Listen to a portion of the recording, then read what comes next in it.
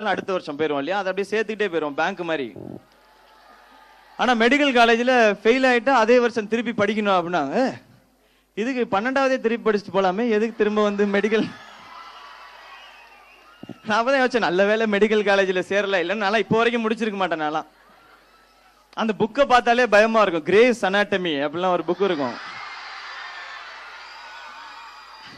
எங்க வீட்டுல ஏதாவது பரன்ல ஏதாவது எடுக்கணும்னா ஸ்டூல்லாம் யூஸ் பண்றேன். அந்த புக் எடுத்து போட்டு அது மேல ஏறிக்கிறது. இன்னும் இவ்வளவு ஹைட்டா இருக்கு, இல்லைன்னா 10 பக்கத்தை தள்ளினா கொஞ்சம் ஹைட்டு கம்மியாயிரும். அந்த மாதிரி தான் அது எல்லாமே. அது என்னமோ அனாட்டமி, சைக்காலஜி, ஆப்தால்மாலஜி என்னமோ எல்லாம் சொல்லுவாங்க. அண்ட் அந்த கம்யூனிட்டி மெடிசினா அது ஒன்று இருக்குதா, அதுலதான் பார்த்தேன் 100% பாஸ் ஆமே, ஈஸி பேப்பர் போல. அதான் அவர் சொல்லும் போது 100% பாஸ் அப்படின்னாரு. ஓகே, அது ஒண்ணுதான் ஈஸி போல, நம்ம படிச்சிருந்தா அது ஒண்ணு பாஸ் பண்ணிருக்கலாம் அப்படின்னு மாதிரி. அண்ட் இன்னொன்னு கவனிச்சேன், இங்க வந்து இங்கிலீஷ்ல எது பேசினாலும் பொண்ணுங்க மட்டும் கை தட்டுறாங்க, பசங்க என்ன மாதிரியே உட்காந்துருக்கீங்க.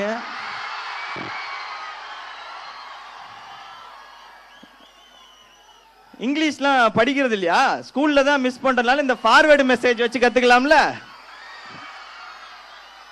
அப்பயும் புரியலையா? ஏன்னா நான் அப்படியே உட்கார்ந்தேன். சார் வந்து ஃபர்ஸ்ட் ஆரம்பிக்கும் போது he started his career in Vijay TV போது விக்கிபீடியா. அவர் சொல்லி முடிச்ச உடனே திரும்ப அந்த பொண்ணு ஆரம்பிக்குது, அதையே திருப்பி அதே விக்கிபீடியா தான் ஜெராக்ஸ் போட்டு 2 பேர் திரும்ப அவங்க ஏதோ புதுசா சொல்றாங்களா என்ன பத்தி information. he started with Vijay TV and it is கலக்க போகுது யாரு. இங்க இருந்து சேர்மேன் சார் கை காமிச்சார், தயவு செஞ்சு அந்த ரெக்கார்டு பழைய ரெக்கார்டுமா அடக்கி வாசி அப்படின்னு சொல்லிட்டு. இதுதான் நான் உட்காந்து கவனிச்சுட்டே இருந்தேன்.